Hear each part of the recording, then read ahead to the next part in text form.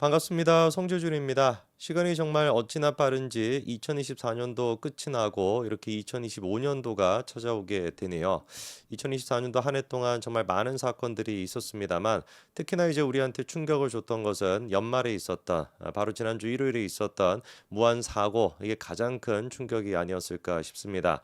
모쪼록 이제 그 유가족분들이 빠르게 다시 정상 생활로 돌아가시고 그리고 또 위로가 빨리 이루어지고 그리고 이 사고에 대한 명확한 원인이 파악이 돼가지고 다시는 이런 식의 사고가 발생하지 않도록 해야 될 겁니다. 자, 그런데 오늘 제가 좀 말씀을 드리고자 하는 것은 이번에 이제 그 논란이 되고 있는 사람 한 사람이 있죠. 다른 사람이 아니라 이번에 이제 그 항공기가 착륙하는 과정을 찍었던 제보자, 이 제보자를 둘러싸고 계속해가지고 얘기가 나오고 있습니다. 특히나 지금 언론들 같은 경우는 이 제보자에 대해 가지고 문제 제기나 그리고 또 음모론이 나오는 거에 대해 가지고 보수 쪽에 있는 유튜버들이 그런 것들을 지금 확산시키고 있다. 약간 요런 지금 기사가 쏟아져 나오고 있는 상태거든요. 우리가 한번 따져봐야 되겠죠. 도대체 애당초 무엇 때문에 이 사람에 대해 가지고 갑자기 사람들이 주목하게 된 것이고 그리고 진짜 뉴스는 무엇이고 가짜 뉴스는 무엇인지 하나둘씩 우리가 좀 따져봐야 될 것 같습니다. 자, 일단 촬영을 하신 분이 본인 스스로가 자기의 정체를 밝혔습니다. 바로 이근영이라고 하는 분인데요. 49세라고 하십니다. 이분이 이제 그 공항에서 한 400m, 500m 떨어진 곳에서 무한 갯벌 낙지 이거를 이제 판매하는 그런 가게를 운영하시는 분인데 이분이 이제 그 영상을 찍게 된 경위에 대해서는 다음과 같이 밝혔었어요. 식당 안에 있었는데 비행기가 내리기 전부터 밖에서 쾅쾅쾅 하는 소리가 나서 밖을 쳐다보니까 비행기가 내려오고 있었다. 원래대로 하면은 비행기가 착륙을 해야 되는데 착륙한다라고 한다면 뭐 예를 들어서 이쪽 방향으로 이렇게 가야 되는 거 아니겠습니까? 그런데 이제 그때 같은 경우는 비행기가 반대 방향으로 이렇게 착륙을 하더라라는 거예요. 그래서 이게 뭔가 좀 이상하다라는 생각이 들어서 어차피 가게가 300-400m밖에 안 떨어져 있으니까 부랴부랴 이제 그 자기가 옥상 위로 올라가 가지고 그 이제 장면을 찍게 되었다라고 하는 게 이분이 촬영하게 된 계기로 밝힌 내용입니다. 자, 그런데 여기서 이제 그 문제를 제기하는 것 중에 한 가지가 일반 사람이 어떻게 그렇게 차분하게 비행기가 착륙을 하고 비상 착륙을 하고 그리고 또 폭파까지 하는 그런 장면을 차분하게 찍을 수가 있냐. 마치 이거는 CCTV로 뭐 찍은 것처럼 너무나 흔들림 없이 이렇게 찍었고 그리고 마지막에 가서 비행기가 폭발했음에도 불구하고 별다른 이제 반응이 없었다. 뭐 이거를 가지고 이제 좀 문제가 되는 것 같은데 저는 개인적으로 좀 잘 모르겠습니다. 왜냐면은 사람마다 이제 그 사고에 대해 가지고 반응하는 리액션이 다를 수는 분명히 있는 거거든요. 그렇기 때문에 떨림이 별로 없었다라든지 이렇게 뭐 충격을 많이 받지 않았다. 그리고 이제 마지막에 아이고야 뭐 큰일 났네. 이렇게 뭔가 차분하게 얘기하는 것만 가지고 이 사람이 무슨 뭐 북파 공작원이다. 뭐 이런 식의 지금 얘기가 나오는 거는 제가 봤을 때 설득력이 별로 없어 보입니다. 그리고 이제 어떤 분들이 옥상에 올라가서 찍은 것이 아니라 지붕 위에 올라가 가지고 찍었다. 이렇게 또 얘기하시는 분들이 계세요. 근데 이제 그 이분이 밝힌 바에 따르면 옥상에 올라가서 찍은 게 맞다라고 합니다. 옥상에 올라가 가지고 이 장면을 찍은 것이고 사진으로 봤었을 때는 이제 그 구글 맵이나 뭐 네이버 지도 같은 걸로 그렇게 이제 그 스트리트 뷰 같은 걸로 봤었을 때는 옥상이 뭐 제대로 없는 것처럼 보이나 본데 일단 이분이 밝힌 바처럼 이 영상을 찍은 거는 옥상에 올라가서 찍은 게 맞고요.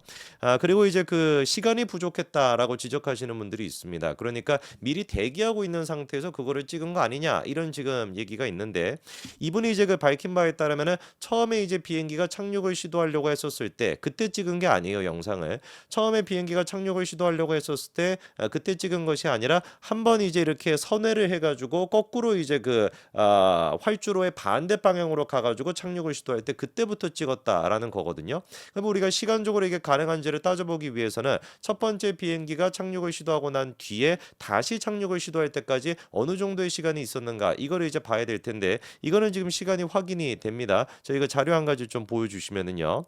비행기가 제일 처음에 1차 진입을 시도했던 시점이 8시 54분이고요. 그리고 난 다음에 메이데이를 신호했던 게 8시 59분이고요. 그리고 난 다음에 선회해가지고 반대 방향으로 진입했던 시기가 9시 정도가 됩니다. 그러니까 실질적으로 시간이 한 6분 정도의 시간이 시간이 있었다라는 거죠. 그리고 이제 1차 진입을 할 때 내려주셔도 되고요. 1차 진입을 할 때 같은 경우도 비행기에서 이제 그 쾅쾅쾅 하는 이제 그 소리가 났었다라고 실제로 그 소리도 났고요. 그 화면으로도 우리가 확인이 되지 않습니까? 그래서 그 소리를 듣고 이게 뭔가 좀 이상한데 비행기가 착륙 시도하는데 왜 저렇게 좀 이상하게 다시 올라가지? 그래서 다시 이제 그 6분 사이에 옥상으로 올라가 가지고 찍었다라는 거니까 시간적으로 봤었을 때도 제가 보기에는 큰 무리가 없어 보입니다. 그리고 이제 그 이 분에 대해 가지고 북파 공작원이다 이런 지금 이야기까지도 나오고 있는데 그 이유가 이제 그 몇 가지가 있어요. 일단 MBC가 이제 그 이 뭐 음모론이라고 해야 될까요? 이런 식의 얘기가 나오는 가장 이제 그 큰 원인이 되는 것인데 결론부터 좀 말씀을 드리면은 제가 봤을 때 이런 이제 그 안타까운 사고를 무슨 뭐 북파 공작원 북한에서 이거를 뭐 소행을 한 것이다라든지 아니면 이거를 제보한 사람 자체가 뭐 북한의 뭐 간첩이다라든지 이런 식으로 얘기하는 건 대단히 부적절하다. 왜냐면은 애당초 이 사고에 대해 가지고 제가 다른 영상을 통해서도 많이 지적을 했습니다만 이 사고의 근본적인 원인은 민주당한테 있다라고 우리가 분명히 비판할 수가 있습니다. 왜? 아니 12월 8일 날 제대로 준비도 돼 있지 않았던 이 무안공항을 국제선으로 그런 식으로 만들었던 거 12월 8일이 언제였습니까? 계엄이 선포되고 난 다음에 한창 이제 나라가 혼란스러웠던 시기 아니에요. 누가 보든지 간에 그러니까 혼란을 틈타 가지고 경제성도 제대로 나오지 않고 준비도 제대로 돼 있지 않고 심지어 활주로 연장하는 그 공사까지도 끝나지 않은 상태였습니다. 그런 상태에서 무리해 가지고 이거를 밀어붙여 가지고 국제 노선을 만들었던 게 그게 뻔할 뻔치 아니겠어요? 그렇게 이제 어거지로 만들었다가 20일 정도 돼 가지고 이번 사고가 발생한 것인데 충분히 우리가 이 포인트를 가지고 민주당을 비판해도 비판할 수 있는데 이 사고가 무슨 뭐 북파 공작원이 했다라는 등 북한의 무슨 뭐 지령을 받고 했다라는 등 이런 식으로 하게 된다면 우리가 이런 비판하는 것조차도 다 묻힐 수밖에 없습니다. 그래서 팩트를 정확하게 우리가 따져봐야 되는데요. 자 일단 그러면 MBC가 이번에 이제 실제로 이제 그 방심위에서 심의까지도 있었는데 문제가 됐던 게 사고 장면을 이제 그 보여주는 과정에 문제가 있었습니다. 바로 이제 그 자료 하나 좀 띄워주시면은요. 갑작스럽게 이런 지금 자료 화면이 1초 정도 노출이 됐던 것인데 여기 지금 보시면은 이게 뭐 합성을 한 게 아니라 실제로 이런 장면이 MBC 방송에서 나갔던 겁니다. 근데 지금 보시게 되면은 제일 위에 탄핵 관련 817이라고 하는 숫자가 있고 광복이라고 하는 글자도 있고요. 그다음에 뭐 정체불명의 세 가지 컬러의 배추 그림도 있고 그리고 우원식 국회의장 한동훈 전 국민의힘의 대표 뭐 정치인들의 이름도 있고 엔비디아 카카오 대기업의 뭐 CI 같은 것도 노출이 되는 게 이제 확인이 되죠. 자 그러면은 일단 이 자료 화면 자체가 잘못 나간 거는 당연히 잘못한 것인데 요 화면이 이제 좀 뭐라고 우리가 예상해 볼 수 있겠습니까? 뉴스를 보도하면서 쓸 법한 그런 그래픽 같은 것들을 이렇게 따로 이제 정리를 해놓을 텐데 그게 이제 한꺼번에 잘못 송출이 되는 자료 화면 같은 거는 이제 한 데에다 이제 모아 놓을 텐데 잘못 송출이 됐다 이렇게 이제 볼 수가 있겠죠. 근데 이제 그 사람들이 의문을 제기하는 게 탄핵 관련 817이라고 하는 이 숫자가 뭐냐? 이 817이라고 하는 숫자가 도대체 뭐인 것이며 이게 왜 탄핵과 관련돼 있다라는 것이냐? 여기에 지금 이제 좀 약간 포인트가 꽂힌 것 같아요. 그래가지고 지금 뭐 우파 쪽에 있는 약간 좀 이제 뭐 이런 얘기들을 좀 과장하는 그런 사람들 같은 경우는 이 817이라고 하는 숫자가 바로 북한의 김정일이가 무슨 뭐 대남 공작 지침을 내린 날이 1987년도 8월 17일이다. 그리고 이제 관련돼 가지고 무슨 뭐 북파 관련된 공작원들에 대한 지시를 내리는 게 바로 817 지령이다. 뭐 이렇게까지도 얘기가 나오는 것 같아요.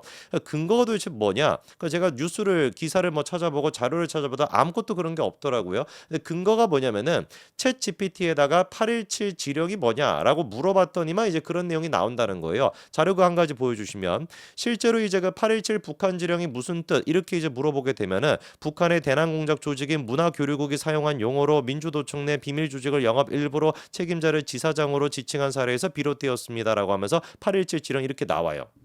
그러니까 이제 뭐 밑도 끝도 없이 챗GPT가 저런 얘기를 소설로 만들어낸 건 아닐 테니까 817이라고 하는 것이 북한의 무슨 뭔가 비밀 조직과 관련된 문화 교육이 사용하는 그런 식의 지령이구나. 그리고 이게 탄핵 관련이라고 하는 그 내용까지 같이 있었으니까 뭔가 이번에 요 사태나 그리고 또 계엄이나 요 시기에 있었던 뭐 요런 뭐 국가적인 분위기 이런 것들을 탄핵으로 몰아가기 위한 북한의 뭔가 지령으로 이번 사고도 발생한 거 아니냐 뭐 이런 얘기가 나오는 것 같아요. 근데 문제가 뭐냐면 이게 이제 817 지령이 뭐냐라고 물어봤었을 때 저런 식의 답변이 나온다라는 것인데 딴 걸로 한번 물어봤었을 때 저희 그 자료 한번 다음 거 보여주시면 817이 아니라 816 지령은 뭐야? 825 지령은 뭐야? 라고 물어보면은 다 똑같은 답을 갖다가 챗GPT가 한다라는 겁니다. 이 무슨 말인지 아시겠습니까? 그러니까 뭐 예를 들어 가지고 그 숫자 자체가 의미가 있는 게 아니다라는 것이죠. 그냥 이제 챗GPT한테 그 지령이 뭐야라고 물어보면은 앞에 무슨 숫자가 들어가든지 간에 저 내용을 갖다가 그냥 반복해 가지고 얘기하는 겁니다. 그래서 8.16 지령이 뭐라고 물어보면은 8월 16일에 김정일 국방위원장이 무슨 뭐 하다란 것으로 이렇게 나오고요. 8.25 지령이 뭐야라고 물어본다면 8월 25일에 김정일 국방위원장이 뭐 하다란 것으로 이렇게 나와요. 어떤 숫자를 넣든지 간에 다 그렇게 나오는 겁니다. 근데 여기에다가 무슨 뭐 817 이거를 넣어 보니까 8월 17일에 뭐 김정일이가 뭐 한 거다. 그거 자체가 팩트가 아니었던 것이죠.